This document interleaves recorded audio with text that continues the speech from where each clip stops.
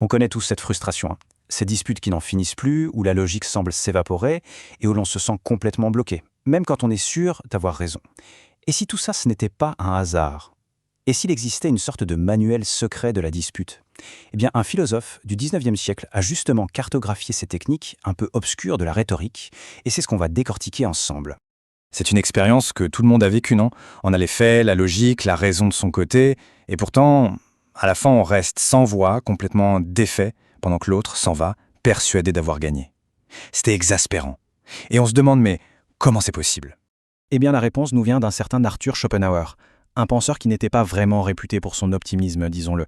Il a écrit un petit essai assez mordant qui s'appelle « L'art d'avoir toujours raison ». Et dedans, il explique que dans une dispute, la vérité est bien souvent la toute première victime. Alors, allons-y. Schopenhauer met le doigt sur la raison fondamentale qui fait que nos débats dérapent. Et ce n'est pas un manque de logique, non. C'est quelque chose de bien plus profond, de bien plus ancré dans la nature humaine. Et voilà le cœur du problème. Selon Schopenhauer, la plupart des gens ne débattent pas pour trouver la vérité. Ils débattent pour gagner. C'est une pure question d'ego, de vanité. Admettre qu'on a tort, c'est comme une petite blessure pour notre orgueil. Et pour éviter ça, eh bien on est prêt à tout, ou presque. C'est à partir de ce constat que Schopenhauer va développer toute sa théorie. Si les disputes sont des combats d'ego et non des quêtes de vérité, alors il doit bien exister une sorte d'art martial intellectuel pour ces combats. Et il lui a même donné un nom. Et ça résume parfaitement la différence. D'un côté, il y a la logique, la bonne vieille méthode pour raisonner, pour essayer de découvrir ce qui est vrai, et de l'autre, ce que Schopenhauer appelle la dialectique héristique. Là, le seul et unique but, ce n'est pas la vérité, c'est la victoire. Voilà la définition, noir sur blanc. Et il faut bien faire attention à l'expression latine « per face et nefas », par des moyens justes ou injustes. C'est l'art de la joute verbale, où le but, ce n'est pas de marquer des points pour la vérité, mais juste de rester le dernier debout, d'être vu comme le gagnant. Alors concrètement, ça donne quoi? Les règles de cet art martial sont simples. La vérité, on s'en fiche. La victoire, c'est tout ce qui compte. Il ne s'agit pas de construire un raisonnement solide, mais plutôt de parer les coups de l'adversaire et de trouver ses failles pour contre-attaquer. Schopenhauer nous le présente comme un guide pour se défendre, mais aussi, et c'est là tout le cynisme, comme un manuel pour savoir attaquer.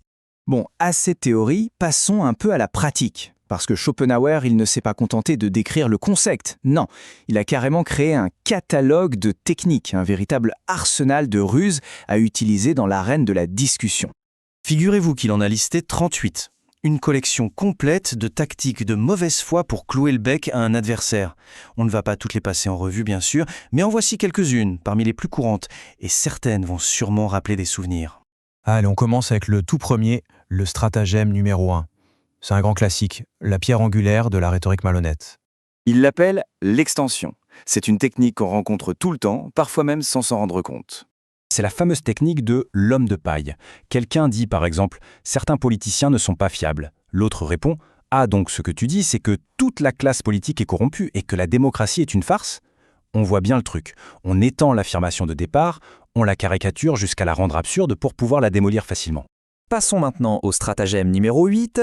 Là, on change complètement de registre. On abandonne la logique pour s'attaquer directement à la psychologie de l'adversaire. L'objectif ici est tout simple, mais il est redoutable. Il s'agit de provoquer la colère. Le cynisme, là, est à son comble. L'idée, c'est de rendre l'adversaire sourd de rage en étant injuste, en le provoquant encore et encore. Mais pourquoi? Eh bien c'est simple, quelqu'un qui est en colère ne pense plus clairement. Ses émotions prennent le dessus sur sa raison et il va forcément faire des erreurs de jugement. Et voici le stratagème 29. Ah, celui-là, c'est la sortie de secours, la bouée de sauvetage de quiconque sent que le vent est en train de tourner dans une discussion. Il s'agit bien sûr de la fameuse diversion, une manœuvre qu'on voit absolument partout. On sent qu'on est en train de perdre, que l'autre a un argument en béton. Que faire? Panique. On lance une diversion. Oui, d'accord, mais ce que tu oublies de dire, c'est que l'autre fois, tu as soutenu exactement le contraire sur tel autre sujet. Et hop, le débat a changé de direction. L'argument initial est oublié et on se retrouve sur un nouveau terrain en espérant que ça se passe mieux. Bon, mais imaginons le pire. Toutes les ruses ont échoué. La défaite est là. Inévitable. Que reste-t-il? Il reste une tactique finale, l'arme du désespoir. C'est le coup le plus bas. On abandonne complètement le sujet du débat pour s'en prendre à la personne en face. On attaque son intelligence, son honnêteté, son apparence, n'importe quoi en fait, pour blesser et pour mettre fin à la discussion, non pas par une victoire, mais par la destruction pure et simple. Alors, Après avoir détaillé ce véritable manuel de la mauvaise foi, quelle est la conclusion de Schopenhauer? Est-ce qu'il nous encourage à devenir des maîtres de la ruse? Eh bien, pas vraiment. Sa conclusion est aussi surprenante que pleine de sagesse. Et voilà, la seule vraie façon de gagner finalement, c'est de ne pas jouer à ce jeu. Son conseil, c'est de choisir ses interlocuteurs avec le plus grand soin, de ne débattre qu'avec des personnes qui cherchent vraiment la vérité, qui sont capables d'écouter et qui ont l'honnêteté d'admettre qu'elles peuvent avoir tort. Avec tous les autres, c'est juste une perte de temps et d'énergie.